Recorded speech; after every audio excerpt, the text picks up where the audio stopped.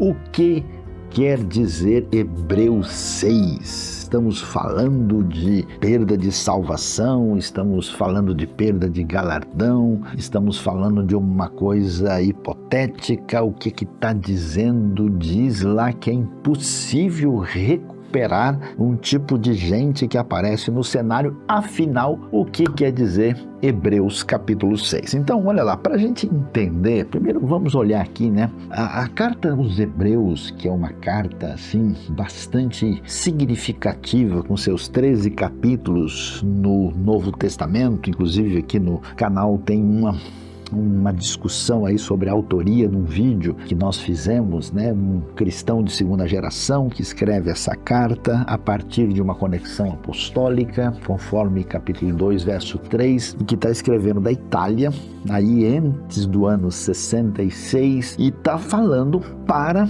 judeus. Por isso que nós temos esse título da carta aos Hebreus, né? Judeus que estão seguindo Jesus, o Messias, e que estão numa situação de intolerância, de perseguição, de sofrimento, e que estão aí um pouco desanimados. Então toda a argumentação do livro de Hebreus, que é escrito conforme nós vemos no final do capítulo 13, a partir de Roma, aparece lá tentando dizer para eles: olha pessoal, vamos entender de fato quem é Jesus, o que nós vamos encontrar lá. Então qual que é a questão? O texto de Hebreus tenta mostrar aquilo que nós temos no Antigo Testamento relacionado com a cruz, a mensagem do Evangelho. E aí, o que é que a gente vai encontrar que vai falar para a gente desde o começo, né? A gente tem a referência lá em Deuteronômio que fala dos anjos participando da entrega da lei. Então Hebreus vai dizer: olha, Jesus é superior aos anjos,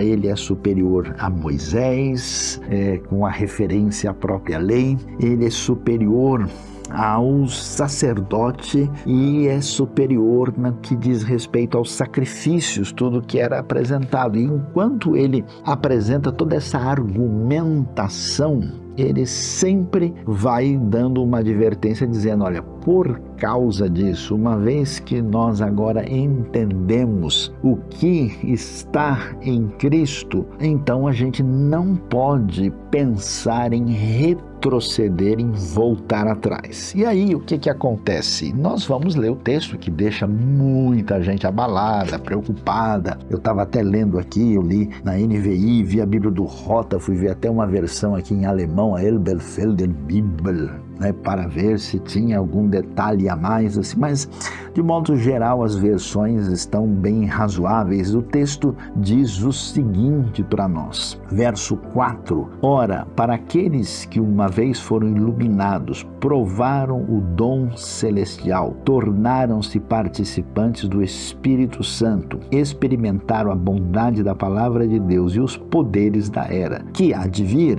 mas caíram, é impossível que sejam reconduzidos ao arrependimento, pois para si mesmos estão crucificando de novo o Filho de Deus, sujeitando a desonra pública. Pois a terra que absorve a chuva que cai frequentemente e dá colheita proveitosa àqueles que a cultivam, recebe a bênção de Deus. Mas a terra que produz espinhos e ervas daninhas é inútil, logo será amaldiçoada, seu fim é ser queimada. Quando a gente olha aqui, a gente precisa tentar pensar do que é que ele está falando, o que o autor de Hebreus pretende. Então os estudiosos que leem essa passagem, eles muitas vezes a pessoa já lê com aquilo que a gente pode chamar do viés europeu do século XVI. A pessoa já tem um pressuposto que é chamado, né, tradicionalmente de calvinista, o outro chamado de arminiano. Então todo o texto vai ser encaixado numa perspectiva ou em outra. Mas o autor de Hebreus, ele não está comprometido com qualquer visão organizada, sistemática posterior. O que ele está considerando aqui, e as hipóteses, né, que precisam ser colocadas, é que do que ele está falando? Ele está falando de pessoas que estão na caminhada cristã e agora caíram e, portanto, perderam a sua condição diante de Deus e agora estão condenados. Nesse sentido, a gente diria, eles, tecnicamente falando, teriam perdido a salvação. Ou ele está falando de uma situação que nem é uma realidade, ou seja, ele está levantando uma hipótese hipótese, pessoal, se acontecer alguma coisa desse jeito, uma pessoa nessa condição, ela não teria mais como ser recuperada. Ou ele está falando não diretamente para as pessoas que recebem a epístola, como se isso está se aplicando a eles. Ele está fazendo uma referência aos indivíduos que na sua caminhada de fé não chegaram a concretizar uma verdadeira posição em favor de Cristo. Seria uma coisa mais ou menos análoga a Judas Iscariotes, por exemplo, né?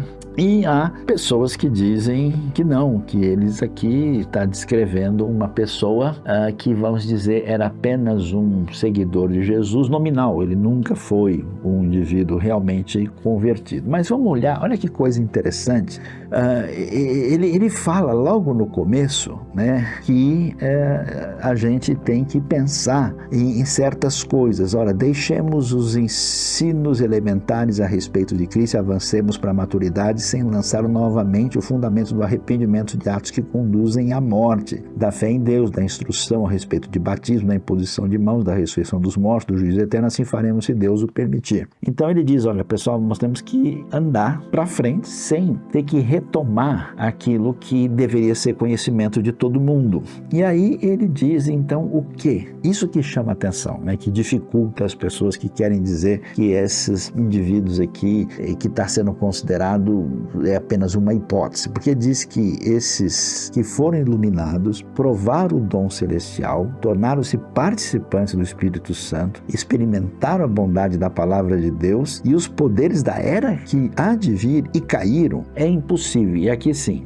é impossível o quê? Então é muito importante prestar atenção nisso. É impossível que eles sejam conduzidos ao arrependimento. Então ele não está dizendo que é impossível cair, ele não está dizendo que é impossível qualquer outra coisa, ele está dizendo que as pessoas que estão nessa condição aqui de absoluto afastamento da fé, que eles não podem mais ser reconduzidos ao arrependimento. E porque o que eles estão fazendo? Eles estão fazendo a mesma coisa que significou a crucificação, que a gente aqui começa a entender que tem a ver com uma rejeição total da pessoa de Jesus e até, inclusive, a linguagem é sujeitando a desonra pública. E aí ele diz, né, que olha, pessoal, a coisa é a seguinte, a terra que produz ervas e daninhas e espinhos, ela não tem qualquer tipo de retorno.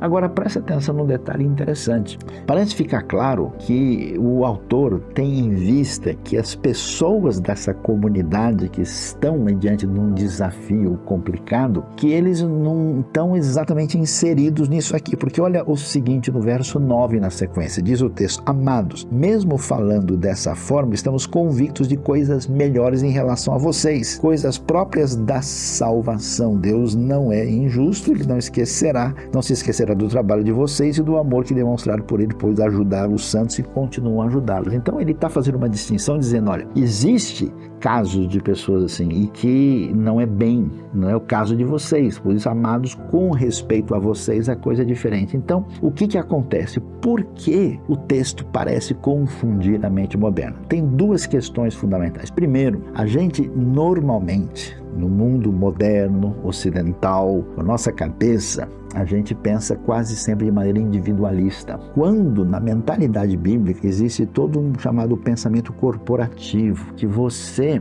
desfruta de certas realidades porque você está dentro do contexto da igreja de Deus e do povo de Deus. É semelhante ao que você percebe, por exemplo, no próprio contexto do povo de Israel. Então, um indivíduo, às vezes, pessoalmente, ele não estava com seu coração cheio de fidelidade, mas ele está usufruindo dessa aliança que alcança o povo. Talvez isso explique como alguém que está dentro da comunidade da fé, porque ele está nesse ambiente, ele foi iluminado no sentido que ele ouviu da palavra de Deus, provou do dom celestial, talvez uma referência à ceia do Senhor, ou simplesmente teve contato com essa realidade que envolve a promessa de salvação. Eles se tornaram participantes do Espírito, porque o Espírito age no meio da comunidade.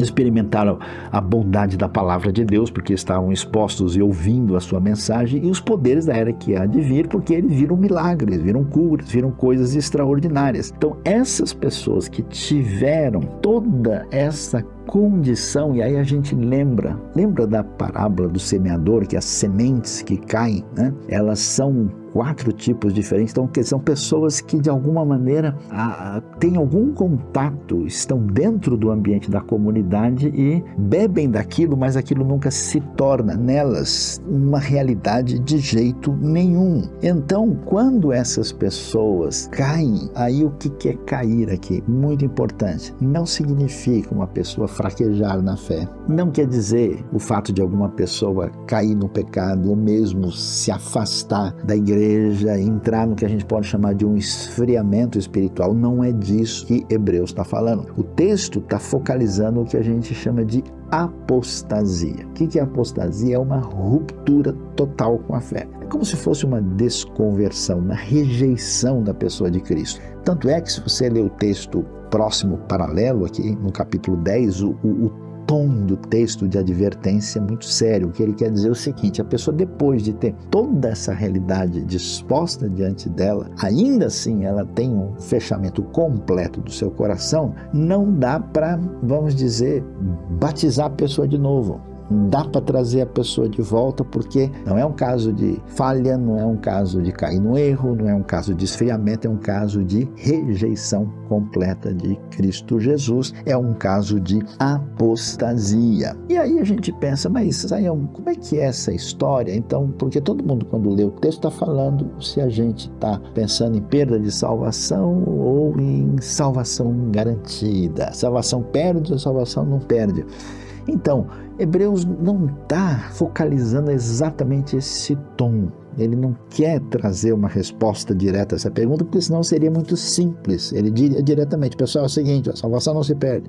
A salvação a gente perde sim. A questão é que a lente bíblica, quando vai tratar dessa questão, ela tem 2 enfoques. E atenção, presta atenção, porque aqui a coisa é sensível e a gente precisa focalizar. Quando texto bíblico tem uma lente mostrando a coisa do ponto de vista, da perspectiva de Deus, é claro que nenhuma salvação pode ser perdida, porque aquilo que Deus fez, aquilo que foi uma obra de redenção, da perspectiva do olhar divino, aquele que é salvo para sempre, está absolutamente definido. No entanto, muitos textos botam a lente, olham, não da perspectiva do enfoque dessa ação soberana de Deus, mas olham a coisa da perspectiva do olhar humano, o que a gente tem diante de nós. E qual é a questão? Nós não temos acesso ao olhar divino. A gente nunca sabe o que é trigo e o que é joio. A gente nunca sabe quem é Pedro e quem é Judas. Por isso, a única coisa que nós temos que ter aqui é a advertência dizendo o seguinte: olha, pessoal, não brinque com coisas sérias. Se você virar as costas, se você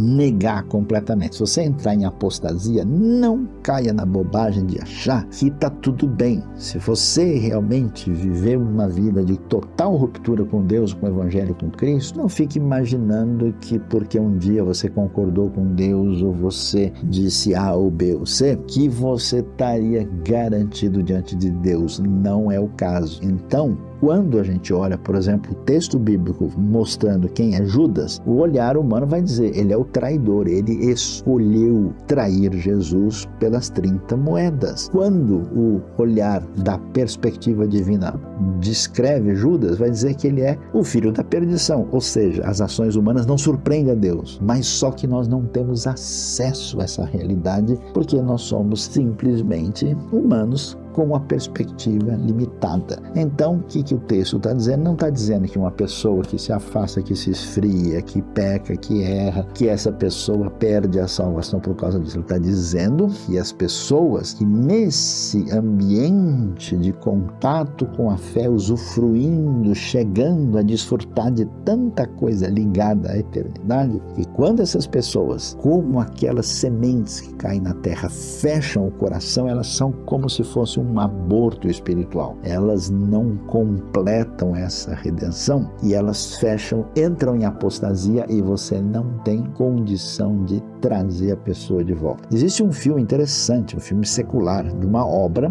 de um autor sueco chamado Per Lagerkvist, ganhou o prêmio Nobel. O filme chama-se Barrabás. Inclusive o protagonista é o famoso Anthony Quinn. E o livro trata exatamente isso, do Barrabás tentando acreditar sem ter condições de fazer por causa da sua tomada de posição. Por isso, o livro de Hebreus, e esse texto quer dizer pra gente o seguinte: olha, é muito valioso e importante provar e estar no círculo da ação do poder e do Espírito de Deus na comunidade da fé. Mas isso é insuficiente. O fato de alguém estar num rótulo denominacional cristão, o fato de uma pessoa entender que de alguma maneira ele está inserido num certo contexto que a fé da comunidade vai fazer diferença na vida dele, isso não é realidade. Esse texto também não está dizendo que nós devemos ficar assustados e temerosos, e texto em nenhum momento quer trazer uma espécie de receio, de temor e de depressão, de atitude negativa, dizendo: ih, caramba, será que eu vou perder porque eu fiz isso ou aquilo? Não, pelo contrário, ele quer ser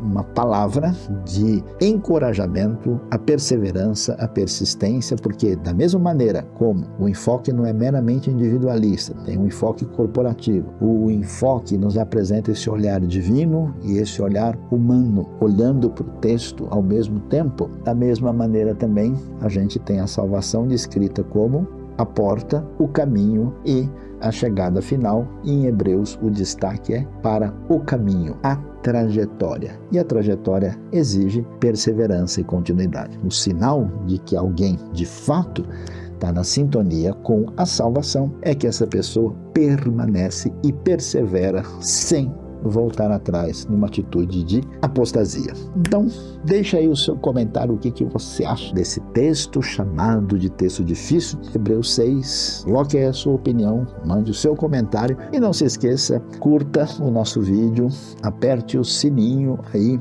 para receber mais notificações e fique sempre ligado na boa reflexão para a mente e para o coração aqui no canal do Said.